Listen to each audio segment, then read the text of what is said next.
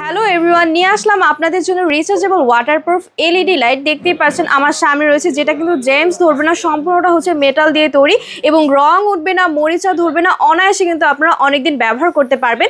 এবং এটার ব্যাটারিটা হচ্ছে, আমি আপনাদেরকে দেখাই, এটার ব্যাটারিটা হচ্ছে 7800 mAh এর ব্যাটারি কিন্তু আপনারা পেয়ে যাচ্ছেন, যেটা কিন্তু 7 থেকে 8 ঘন্টায় আপনার এই টর্চ লাইটটা কিন্তু সার্ভিস দিচ্ছে এবং এটা আপনারা চালাতে পারবেন অনায়াসে অনেক দিন, প্রায় হচ্ছে একদিন যাবত আপনারা কিন্তু এটাতে চার্জ থাকছে এবং চার্জ পেয়ে যাচ্ছেন।